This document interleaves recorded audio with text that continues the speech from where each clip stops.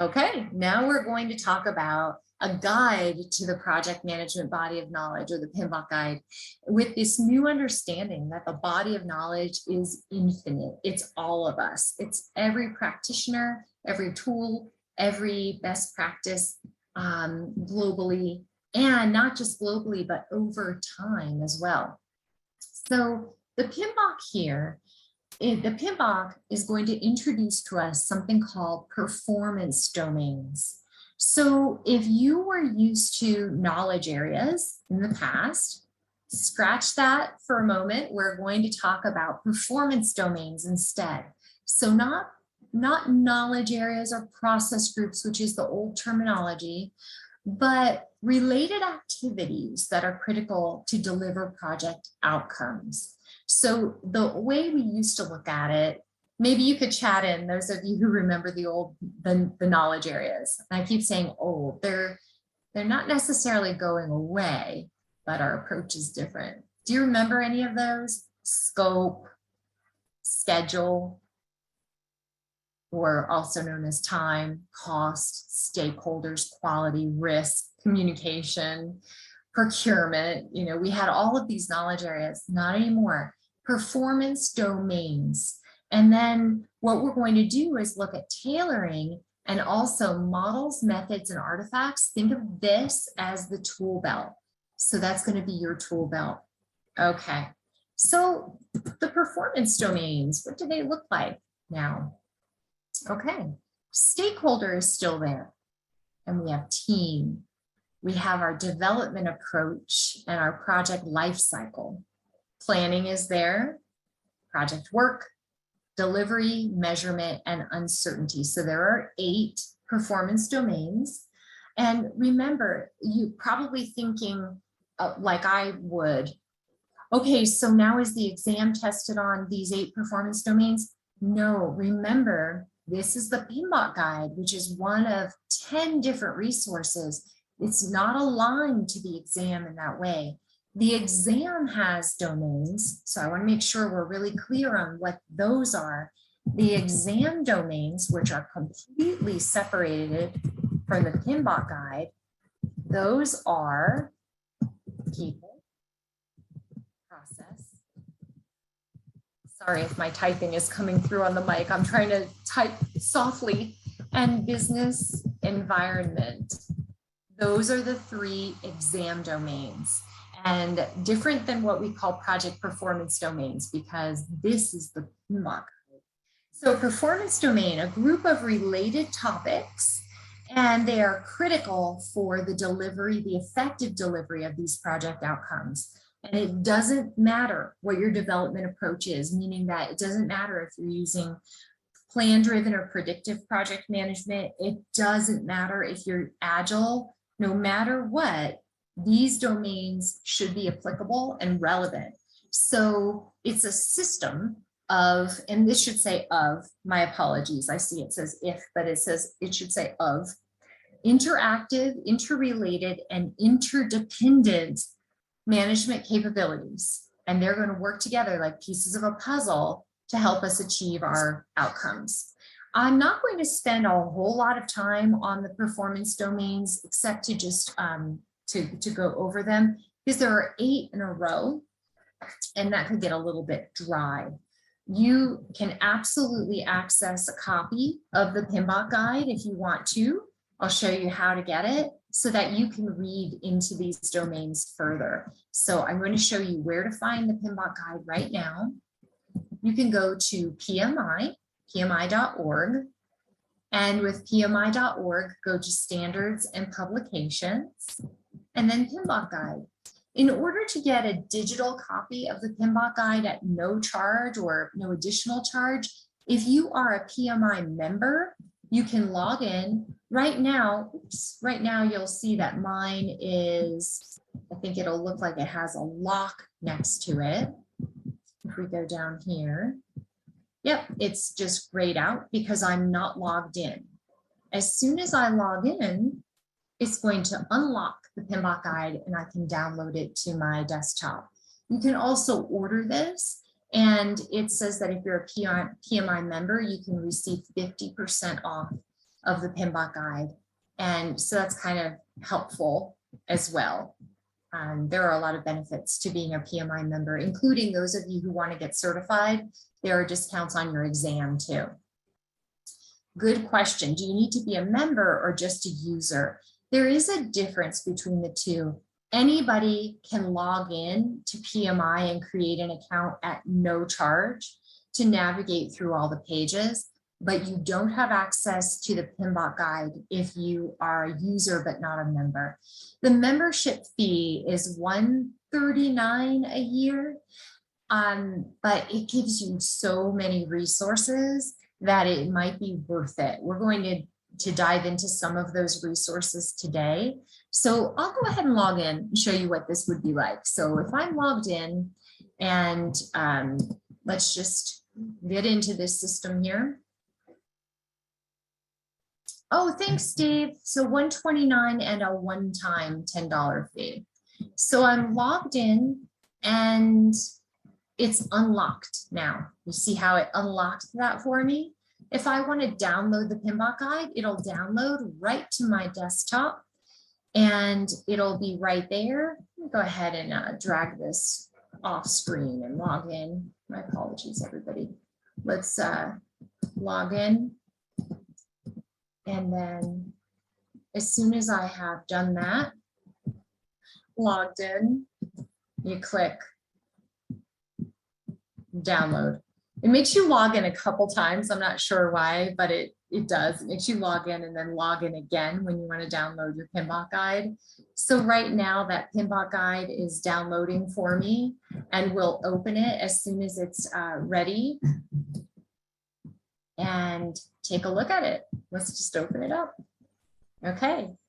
And then it asks for the password one more time because just in case those first two times weren't enough, it's that's a PMI thing for sure. Let's go ahead and do that. Funny. I've logged in and here we are.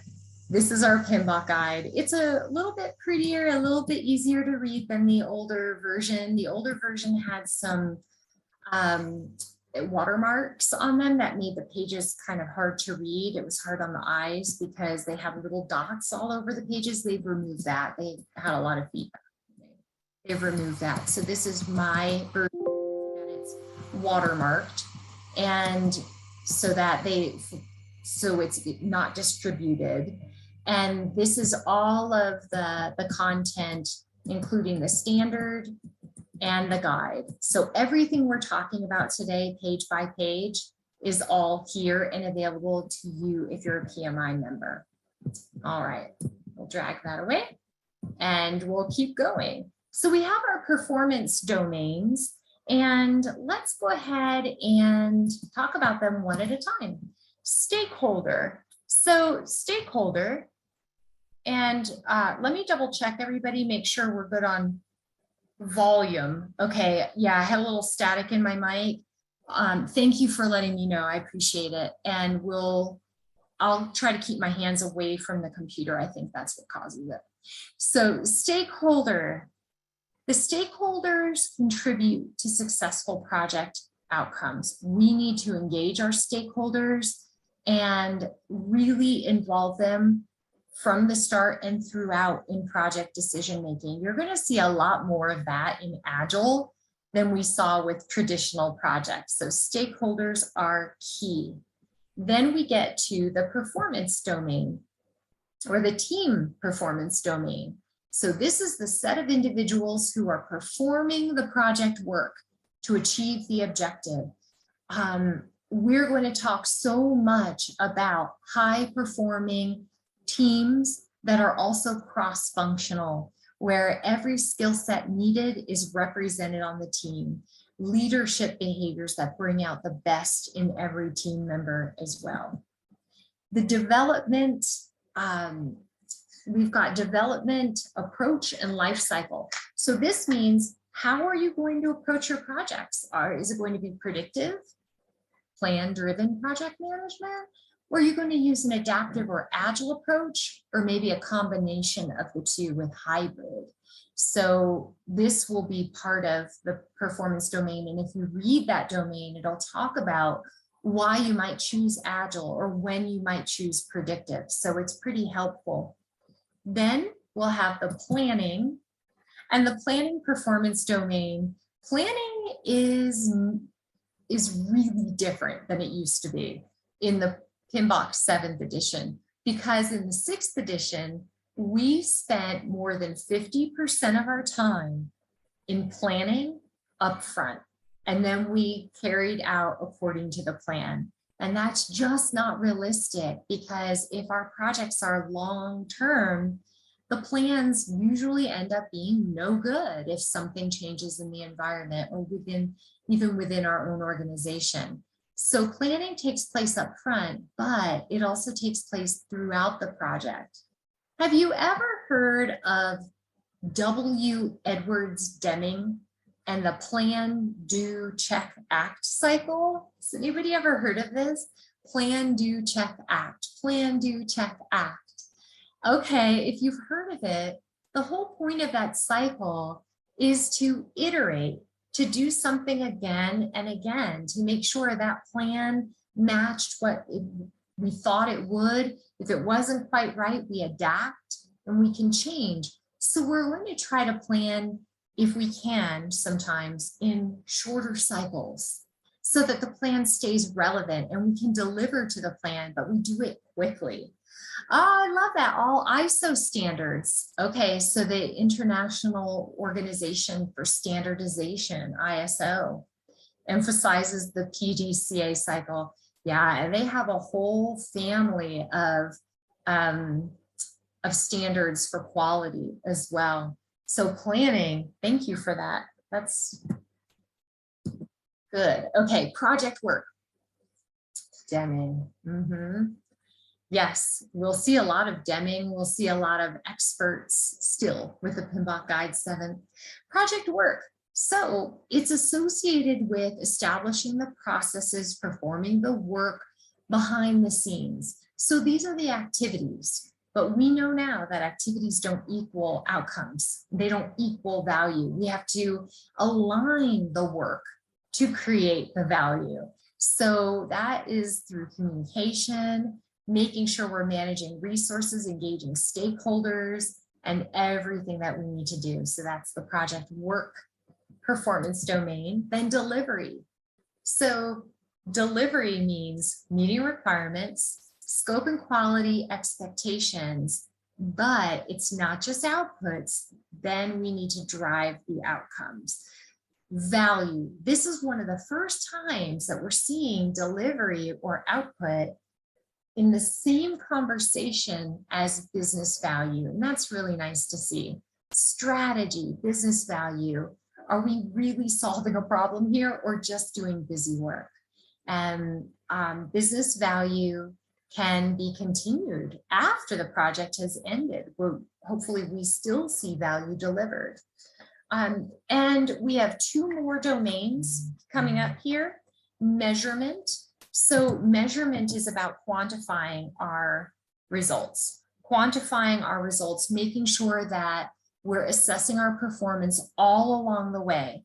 So we have to set those standards for ourselves, and then also sometimes outside of our organization, there will be regulatory authorities or compliance that set metrics for us. So it just depends where those metrics come from, but we need to measure often and be ready to adjust and adapt at any given point in time if we see variance. So this word, variance, is key. What is the variance between what we should be doing and what we're really doing?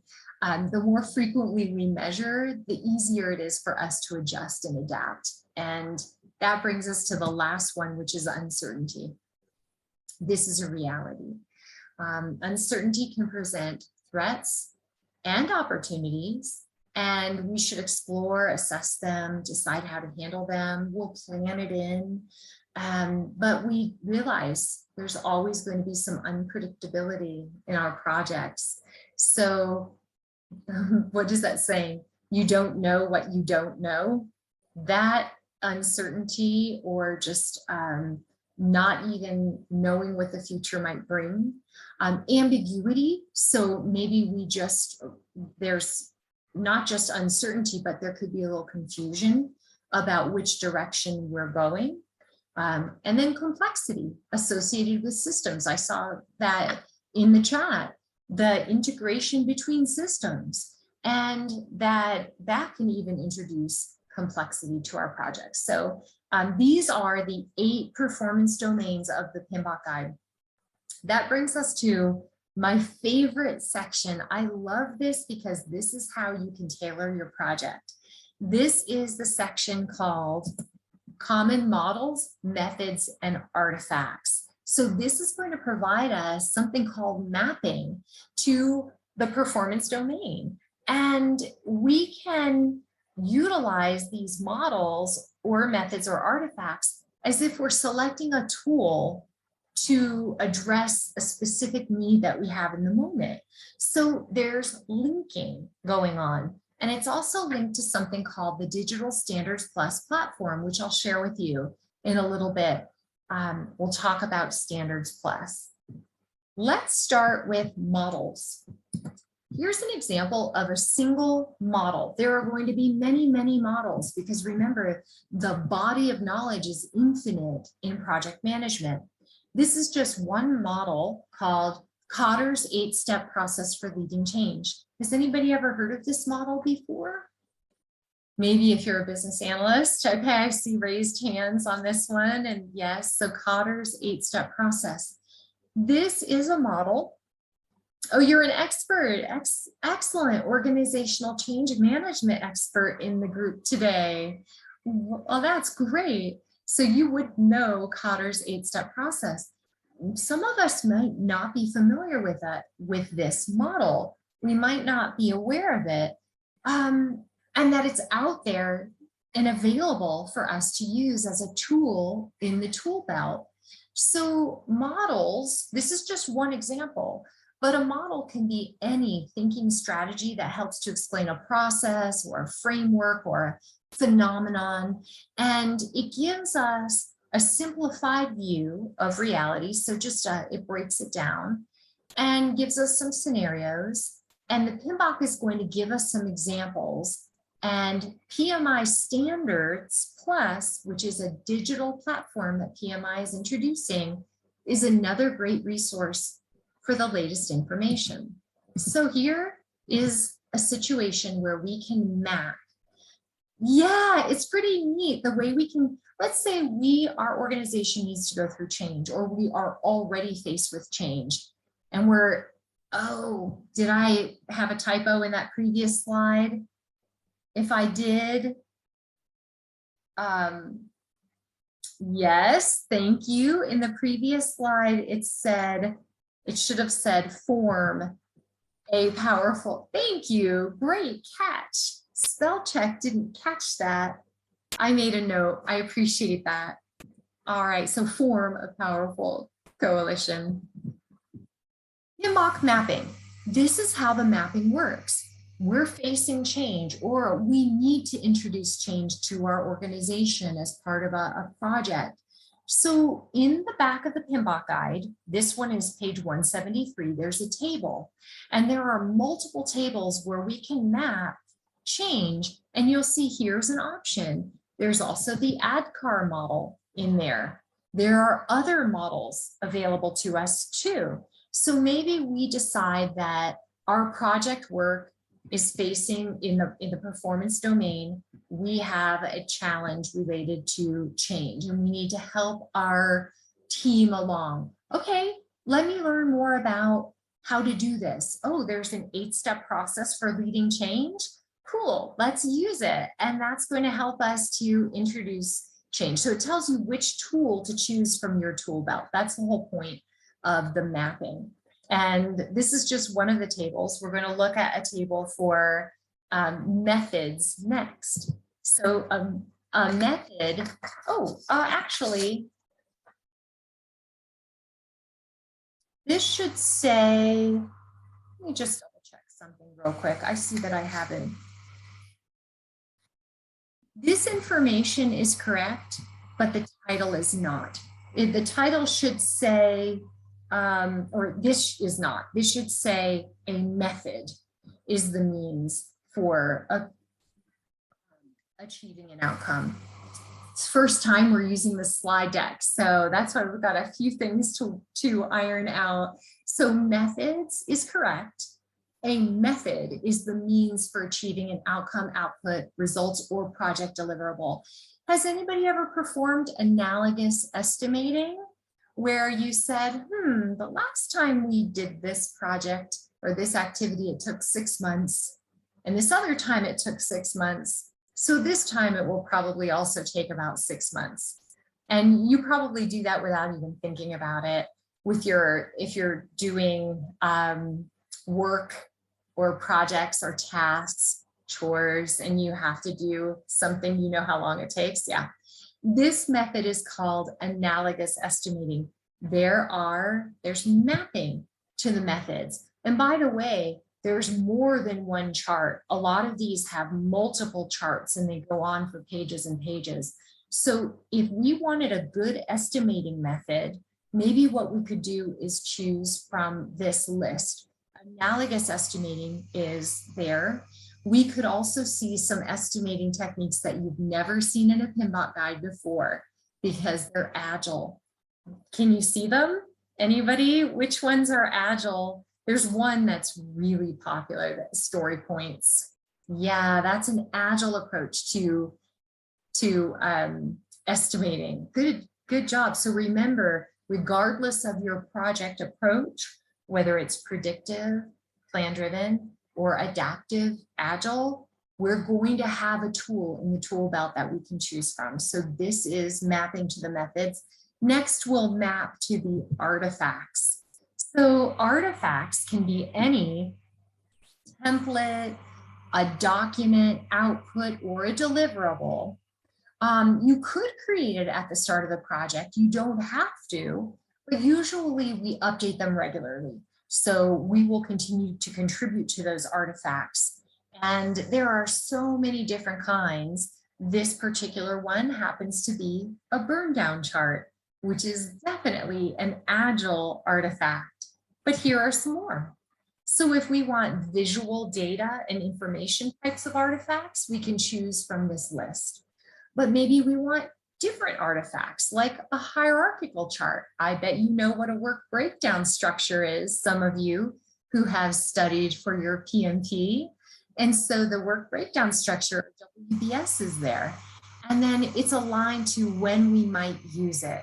So this mapping is, I think it's one of the biggest values that the new PMBOK 7th edition has to offer. Now, you might be wondering, I know I was wondering, how are we able to fit all of this in if we only have 100 and I don't know how many pages, less than 200 pages to do it? That doesn't make sense. How could they have all of these artifacts? They don't. The PMBOK guide is really intended to be a guide to the project management body of knowledge. So that brings us to what PMI is doing with that body of knowledge. So I'm going to bring over right now a peek at the standards. I'm already logged in, so it should remember that, hopefully. And as soon as I'm logged in the whole way, I'll drag it over so you can take a look. Here we go.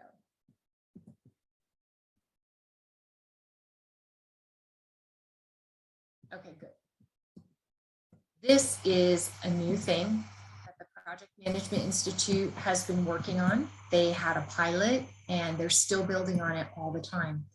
The PMBOK guide, part of the problem of having a 400-page PMBOK guide was that sometimes information in the PMBOK guide could be outdated. So now PMI has introduced PMI Standards Plus, a learning platform which can serve as a body of knowledge, not the whole entire body of knowledge, but a good body of knowledge, where if we want to learn more about how to estimate with story points, then let's just see if they have anything. I should have tested this ahead of time to see. Here we go. So I typed story point, and sure, they've got more about it. What is a user story? Then they have a little bit more about user stories, case studies about them. Let's pick one. Let's choose this top one and learn more about a user story. And so within this information, they tell us more. And they also tell us where we can go for more information. So a business analysis practice guide is available. Does anybody else want to look for something? What do you want to search for out here in standards and see if they have it? Maybe we are trying to figure out a solution for our team, a method, a solution for change management. Or you can explore this on your own if you want to, if you prefer to do it that way. But let's say that it was the work breakdown structure that we wanted to know a little bit more about. This is helpful for everything, not just predictive life cycle, not just adaptive.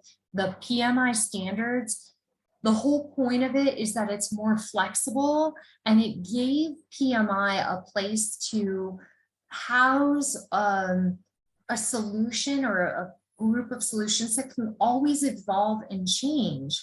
Yeah, PMI Standards Plus is for paid memberships. I'm glad you asked. It is. It's for paid memberships, but it's so helpful. It's got templates, tools. The PMBOK 7 sits in here. The PMBOK 6 sits here too, because some teams really liked the processes that the PMBOK 6th edition followed, and they aren't wrong. They just didn't fit every team and every project. So the PMBOK 6th is out there too. Maybe we can say work breakdown structure for our last little search out here. Okay, so here's an appendix, a practice standard for the WBS, a whole standard dedicated just to building a WBS. That's a lot of information. What if we want multiple WBSs in an integrated project? How would that work? And so everything we want to know, we could potentially search for out here in PMI standards. And it's intended to be, like I mentioned, in kind of an add-on to the PMBOK. So that's why the PMBOK is small, because it does not contain training or information about the WBS or the burn chart, not inside the PMBOK guide. It's just going to give you some suggestions that you can then go to Standards Plus and look at, or anywhere out there in the world of project management and look into that tool a little bit more. So the PMBOK guide is now more of a reference document or a map. And that brings us to putting it all together. So when we use the PMBOK guide to deliver outcomes, we have to look at first the context. Here would be an example. We work in an industry where a lot of new product innovation is occurring and change is rapid. What do you think we should choose for our initial development approach? If we have a lot of changes going on, do you think it would be better to do a predictive plan-driven project? Should we choose Agile, or do you think maybe hybrid? Yeah, Agile would definitely, at least a little bit of Agile, maybe hybrid if we're working with a vendor who's not Agile, or maybe we work in a very regulated industry where the government piece of it isn't Agile, so we can use hybrid. How about this one? If our organization is geographically dispersed and our teams are self-managing and self-organized, I might want to go back to the models, methods, and artifacts and see if there's anything helpful in there for managing a distributed team, a global team or a remote team. Then there's a lot of uncertainty with our product and the scope is evolving. Our stakeholders need to be closely involved so we can collaborate regularly. I might go look for some collaboration types of tools in that tool belt. And then finally, we would like to incorporate lessons learned on a regular basis. And so lessons learned, maybe I want to learn more about how to run a team retrospective, how we can incorporate lessons learned together as a team. In fact, let me grab the standards again and see, can they help us here in this situation? So maybe I type in lessons learned, or maybe I type in something like retrospective. Oh, there it is, retrospectives and lessons learned. Now I can use that tool for the situation that I'm working on in this moment. So that's the way the PMI has made the PMBOK guide more flexible, and that you can use it to tailor your project. So this is that last section focused on tailoring, and it is an expansion on topics from any other PMBOK edition. We've never really had such a deep dive into tailoring before. It's been more prescriptive. And so now select your development approach. Plan-driven, predictive, is it going to be agile or adaptive? Is it going to be hybrid? Then tailor for the organization level, tailor for your project level, and then implement those ongoing improvements through lessons learned and retrospectives. So that gives you a little bit of an idea of the sections of the PMBOK guide. I'm going to try to play this. I think I've got a video embedded here that I'd like to try to play for us, a little bit more about standards. So let me share my computer sound. Good. All right, here we go. Oops.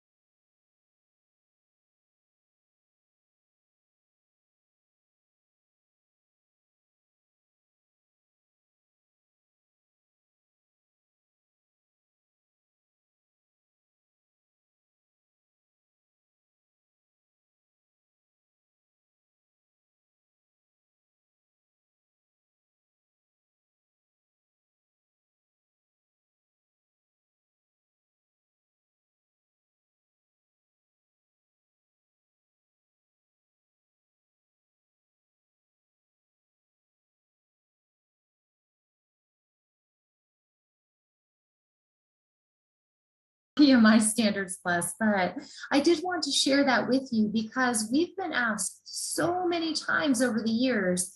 I know the mentors, Carl and Dave, have been asked, I've been asked, where can I find a good template for a project charter? Where can I find a good template for a risk register?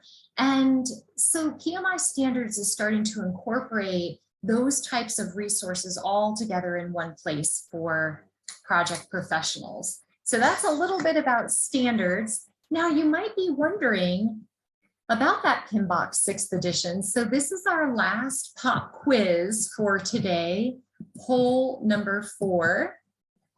What do you think about this? True or false? The PMBOK 7th edition replaces the PMBOK 6th edition. The PMBOK 6th edition is now retired. True or false? The PMBOK 6th or 7th edition replaces the PMBOK 6th edition. The 6th edition is now retired. True or false? Okay, we'll give you a few more seconds on this. 3, 2, 1. I'll end the poll and share the results. 14% of you said that that's true. 86% of you said that it's false. It is false. In the past, a PMBOK guide update always replaced the previous PMBOK guide, it would become, a paperweight. You couldn't really do anything with it anymore. That's not the case anymore with the PMBOK 7th and the PMBOK 6th. And so now we see, let me advance the slide. There we go. What happened to the PMBOK guide 6th edition? What happened to these process groups? There were 49 of them. What happened to the inputs, the tools and techniques and outputs that used to be in the PMBOK guide? Well, they are referenced. You'll actually see references to them, but they're not part of the PMBOK guide publication, the pages of the PMBOK guide anymore. So in the beginning of the PMBOK guide 7th edition, word for word, it says, nothing in this edition of the PMBOK guide negates alignment with the process-based approach of past editions. If you liked the inputs, tools, and techniques and outputs, for instance, this one came from planning risk management, and it would tell you how to do that in a prescriptive way. A lot of teams loved that and they needed it. And so this stays, but it's not in the PMBOK 7th. What happens is that the PMBOK 6th edition, where did that content go? The PMBOK 7th edition builds upon the 6th edition. It doesn't replace it. So we're going to take the PMBOK 6th edition, all those process groups, inputs, tools, and techniques, knowledge areas, and now we're going to take the models, methods, and artifacts that come from the 7th, and together you can find them in the Standards Plus. So this digital platform is going to be more flexible because they don't have to worry about releasing updates to the PMBOK guide as often. They won't have to say, oh, well, a lot of that's become outdated in the last 4 years. We need to redo the PMBOK guide. Standards Plus should make it a little bit more flexible and adaptable, and they'll continue to incorporate new resources and evolve on the Standards Plus digital platform. And then the PMBOK guide will just continue to serve as a reference. It'll just be like a map. And remember the mapping to those models, methods, and artifacts. So if you wanted a comparison side by side between the PMBOK 6th edition and 7th edition, we'll take a look at that. The overall approach today, yeah, the PMBOK went agile. I love that you said that it did. It went agile. And so the PMBOK itself is becoming more adaptive. The overall approach used to be very prescriptive. Today, we see that we're looking more at the mindset, the behaviors, and it is not telling you how to perform your projects. It's giving you tools that you can select from. So the basis of design in the PMBOK 6th edition, we had those 49 processes. We had the inputs, tools, and techniques and outputs, process focus. Now we are looking more at an overview, commonly used tools, techniques, artifacts, and frameworks that you can choose from. The project environment, before we just looked at the internal, external, that's about the same. We're still looking at the fact that there is an environment. There is we used to call them, and we still do, EEFs. That stands for Enterprise Environmental Factors. What's going on inside your project in that environment? So do we have a lot of really highly experienced individuals on our team, or are they newer? Do we have a lot of turnover? Are we having trouble filling positions because of the cost of living? What is our situation? And that's the same in both versions.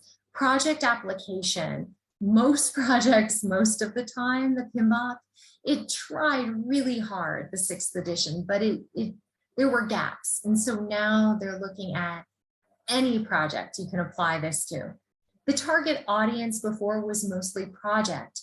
Now it could be anybody involved in the project, but there's a specific focus on team members and team roles. And you'll also see, it doesn't say this here, product delivery. So this is new because projects by definition are temporary. Products may not be, right? Products might keep building and building. So it's okay for the PMBOK 7th edition to apply to that. Degree of change. So it would be a revision, an incremental revision based on previous editions. What they mean by that is that if you were looking at the 6th edition compared to the 5th, we would just say, okay, everybody, we have 3 new processes, but then this one went away. That's it. They were almost the same, but they would change a few processes. Now it's completely changed to principle based, and then tailoring. Before there was a reference, now there is an entire section dedicated to tailoring in the PMBOK guide. So that is an overview of the PMBOK 7th edition. And we are definitely going to stick around because I know so many of you are interested in the PMP. And I want to answer those questions too. A question that came in through the chat, is it possible to show how Standards Plus works? I tried it, doesn't seem very user-friendly. Sure, I'll bring it in. And you know, PMI is still collecting feedback on Standards Plus. I think what I didn't show you, I showed you the word search. I didn't show you that there's filtering. So if you wanted to, you could use their filtering instead. And with the filters, you can say, I only want to learn about adaptive or agile. I only want to know about adaptive in, let's see if they have anything for adaptive in construction, because construction, usually we think of that as being plan driven, but more and more there are tools that they can use. So let's just see if there you go. How to define scope for an agile construction project. And you might be thinking, what is an agile construction project? So the filters can help you too. And they're working on it. I know what you mean. I didn't love Standards Plus when it first came out because it didn't even have filters, but now it does have more filters. And I think you can even word search within a page, and you see how it says, don't see the results you're looking for. You can tell them what you want more of, and they will listen, and they even have a feedback tab. So you are a stakeholder. Each and every one of us is a stakeholder. PMI is engaging us to tell them how to shape the Standards Plus platform. So if there is something you're not finding, the more specific you can be, the better, because they can take that feedback and make it a better experience for you. How would you search for an ETO example? Yeah, let's do it. So if we wanted to look at, I'm going to, let's see if I can erase the filters, clear all. And we want to manage project knowledge. So if we want to manage project knowledge, let's see if we can get any results from that. I guess it's, did I break it? Let's see. Maybe I just need to cancel there. There, I needed to cancel it out of the filters. You have from the PMBOK Guide 6th edition, manage project knowledge. And you can look at more if you wanted to, here, we'll click more. There is the set of ETOs, inputs, tools, and techniques and outputs, how it relates to other processes. Pretty neat, huh? Yeah, and then a little bit more about it. Maybe you want to just get into the PMBOK Guide 6th edition itself. You could just say PMBOK. Maybe it would recognize if I do it like that. The PMBOK Guide. And then, oh, they have the Agile Practice Guide out here too. All sorts of things. So I would encourage you, definitely if you're thinking about getting certified, check out the Standards Plus area, because the PMBOK Guide is still out there. Joining PMI might really be worth it to you if you're thinking of certifying, because you'll save $150 on the cost of your exam by being a PMI member. So I know that Carl or Dave chatted in the survey. If you could please help us to know how we did today. I hope the sound wasn't too much of an issue. If you can please let us know how we're doing with that survey, and I will re-chat that link. Oh, good. I'm so glad the sound was all right. I tried to steer clear and not make too much noise, rattling pages or anything. So thank you very much for that. And the survey link I'm going to grab real quick and ask you if you could please let us know how did it go. And then let's stick around for any questions that you might have about the upcoming PMP. And let's see if I actually do have, oh, nope, I thought I had upcoming boot camps, but we'll share that. I'll just bring in Percipio. Yeah, the noise removal is very helpful. So how many of you would like to stay and get some questions answered about PMP? And oh, question, how does one prepare for the exam? Is it 6th edition plus 7th edition plus standards? I'm glad you asked that. No, I would rule out the 7th edition altogether for studying. I would not work on that at all because it's not one of the 10 resources that are needed for the exam. If you take one of our boot camps with all of us, with the team, we are going to guide you and tell you everything you need to know. Everything you need to know is going to be contained in your learning materials for the PMP class, so it'll all be there for you. We have an information session as well, which is a separate boot camp. I'll bring it over so you can take a look at it in Percipio.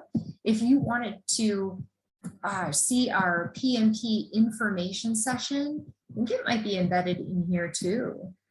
And as a replay, yeah, there it is. We just held this on the 15th last Friday. If you want to watch that on demand, you can.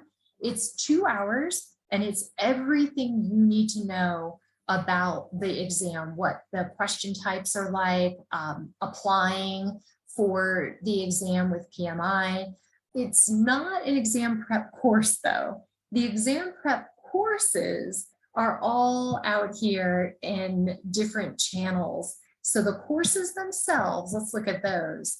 Here's the October cohort. This will meet the 35 classroom hour requirement. All of our boot camps do. This one is the one that I said is more intense because it's a full day at a time, 5 days starting on Monday, 10 a.m. to 6 p.m. Eastern. And we are going to give you everything you need to know. You do not have to read the PMBOK guide cover to cover. Definitely don't read the PMBOK guide 7th edition as a study tool for this exam. It won't help you at all. The 7th edition is not aligned to this exam. It's the 6th edition that's really more aligned. I still wouldn't read that cover to cover either though. I would only read the first 3 chapters of the PMBOK Guide 6th edition, and I would go ahead and join us because we will break this down into just what you need to know, not spending your time on things that aren't going to add value. Remember, activities don't always equal value. That is so true when you're studying for an exam.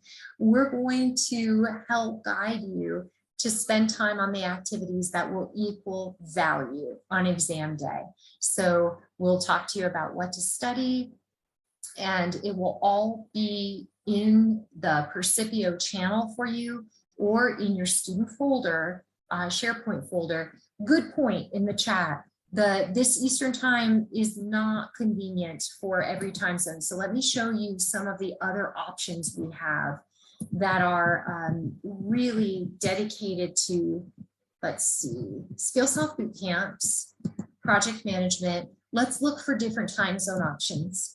So we do have one that's more aligned to the North American time zones, and then we have another one that is more aligned to UK, and I think you mentioned India. That's going to be better for you. And that cohort, all you have to do is look for the NA means North America, and then UK, APAC, you're going to see that cohort. I'm looking for a future one coming up. It might be this.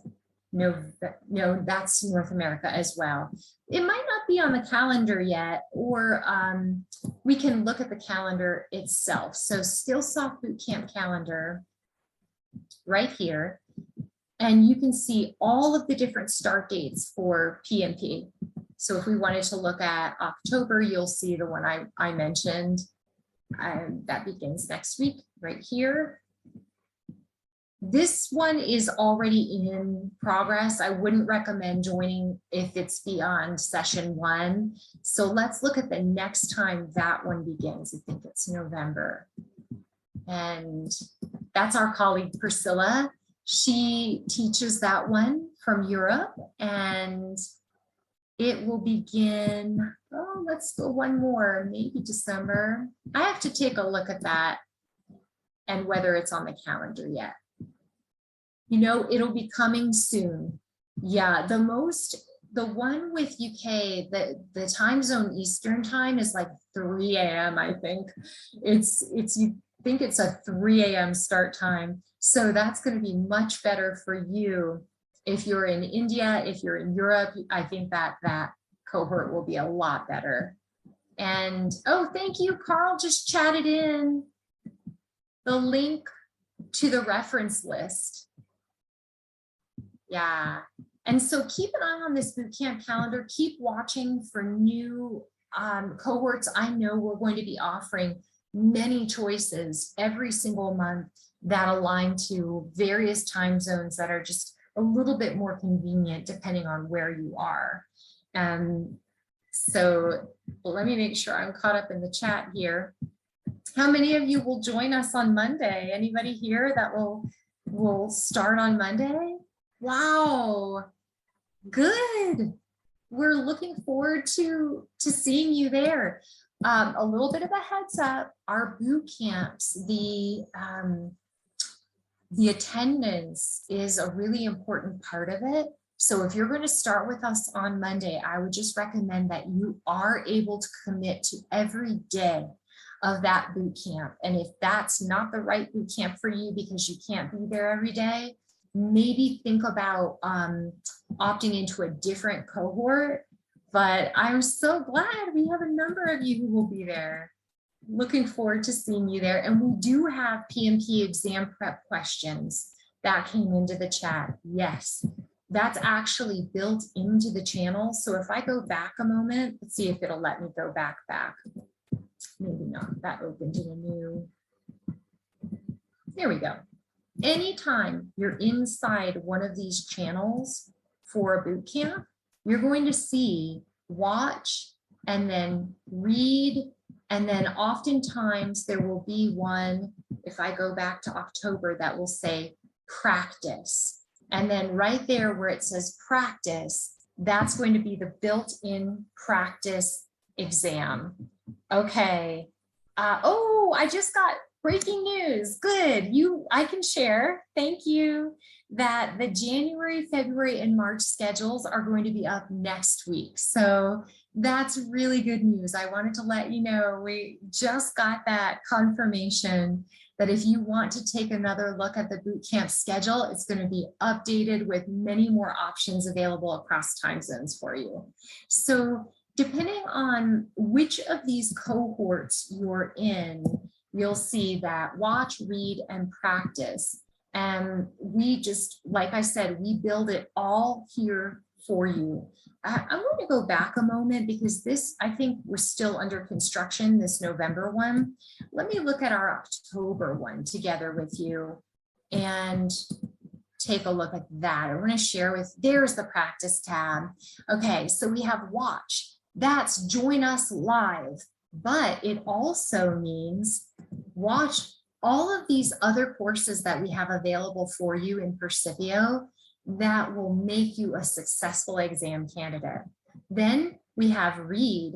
So you can read. Now, that when we say read, there are other exam prep content, but we really just focus on the 6th and the practice guide. So, reading the rest of these cover to cover, maybe not the best use of your time if we are already asking you to attend boot camp for 35 hours, watch some videos, and then there's that practice test. So the question, when is it expected that the exam will change to align with the PMBOK 7? We might see a change. Thanks, Carl. Maybe we'll see an update in 2022. Maybe we'll see one in 2023. The thing is, this exam just changed. It already did change in January of 2021. PMI doesn't look at this exam as being outdated. They're not saying, uh-oh, the PMBOK guide changed, now the PMP exam is outdated. Because of our poll question that we answered earlier, now you know those are 2 different cycles on purpose, and they're driven by different things. So first, before they would change the exam, they would have to do a new role delineation study and ask project managers out in the world, what is it like to perform your projects? What tasks are you performing? And see if the exam needs to be updated or not. And so that hopefully that's a little bit helpful. Yeah. And oh, right, if you take these contact hours with us, the 35 hours, you can take the exam anytime. But like Carl said, it's really worth it to take it soon after. Think of it like a 60 to 90 day journey of starting your studies to when you take the exam, because there's a lot to learn and you want it to all be fresh when you sit down for exam day. Oh yeah, and Dave also mentioned completing your application. That's a really important step too, to apply with PMI. There's no charge to do that. You can do that anytime. So if you want to check out our information session, we also talk about the application in that session. You can learn a little bit more about the application, prerequisites to sit for the exam, and all of that. So let's see, I think from here, we will, of course, welcome you to one of our upcoming boot camps. I'm excited that some of you will be with us on Monday. Glad that we'll see you again. If you take the October session, a potential date for the exam could be January. Yes, that would be really good because it's end of October. You'd be looking at January would be a perfect time frame for that, because assuming that you have a little bit of time every day to be watching to attend live, because that's the intense part, right? When we're all together live and it's synchronous learning, we're all there together. But then there's this other learning, which we kind of consider asynchronous or kind of on your own pace, where you can watch the additional courses. Let's take a look at those. These are not a substitute for boot camp. These are in addition to boot camp. 35 additional courses that you might be thinking, that's a lot of time. But in order to be successful, we recommend 80 to 100 hours of study. So where does that come from? 35 hours of boot camp. We've got another 35 courses out in Percipio where you can learn at your own pace. So boot camp altogether, we're there live. These courses at your pace. Practice, that should probably be at least another maybe 10 to 20 hours, depending on how many practice questions you take. It's got about 600 questions out there, equivalent of 3 exams worth of questions that you can practice with. That's how you should make up your 80 to 100 hours of study. Not reading that list of 10 books cover to cover. We'll make it more fun than that for you. All right. Yeah. Oh, right. Yeah. And if you're interested in, let's see, I thought it was a PMI requirement for the 35 hours to be live. Yes, absolutely true. So let me make sure and restate that. The boot camp is live. You join us live, 35 hours. Then we're giving you supplemental content to make your learning experience as good as it can be. So the boot camp all by itself is, that's helpful, but is that enough to go sit and pass the exam? I would say no. It's a great start. 35 hours of boot camp live. Then we offer these 35 additional courses that you can take, put those together with a practice exam, and you're going to be in great shape to pass. What is the pass rate for the exam? PMI is not very forward or not very open about this, but I can tell you from my knowledge, the pass rates on the PMP exam globally run around roughly 50%. That's not very good. But I think the reason for that is a lot of people think, they think the PMBOK guide is all you do. You read the PMBOK guide and then you take the exam.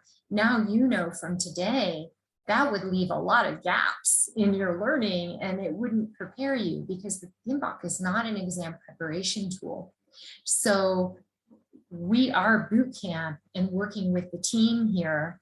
That's your preparation tool. So yeah, not everybody has the read tab.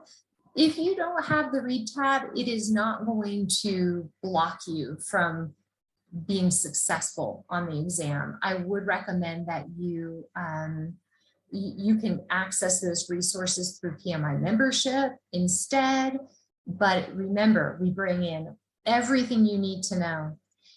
The boot camp is recorded, but it isn't recorded so that you can watch it on demand. That's not the reason. It's only recorded for QA purposes. We do quality assurance. So if PMI audited us and said, hey, did you actually have a boot camp session on this day and who attended? We can pull Zoom records and we can let them know. It should never be the plan to watch on the recording.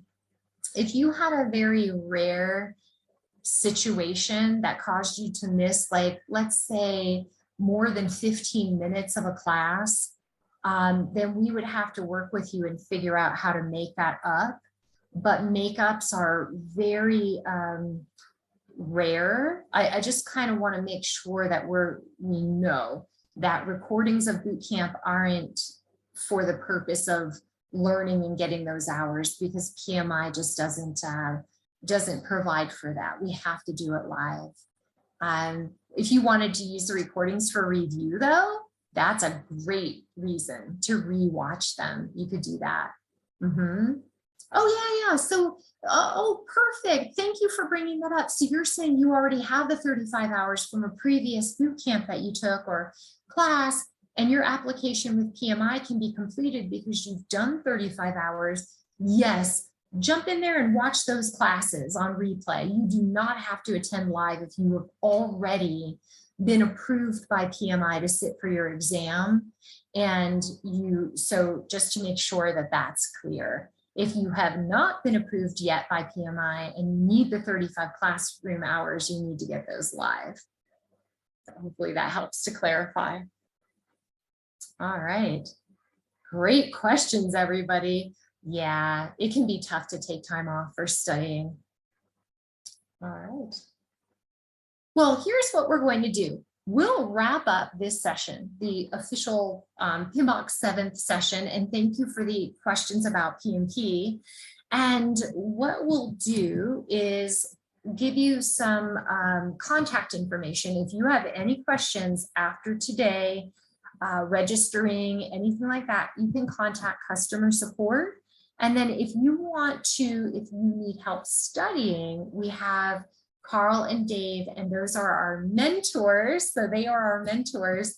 And right here, Ask a Mentor is available in every single one of our PMP channels. So if you're with us and you need that extra support, the Ask a Mentor feature is right there. So thank you very much, everybody, for attending today. Really great participation. I enjoyed this session so much. And Carl and Dave, thank you too. And we'll see you next time, everybody. Hope you join us for a future boot camp. And we will chat that link to the survey one more time. If you don't mind, if you haven't already completed it, If you can, we really appreciate your feedback. Thanks so much, everybody. We'll see you next time. Bye.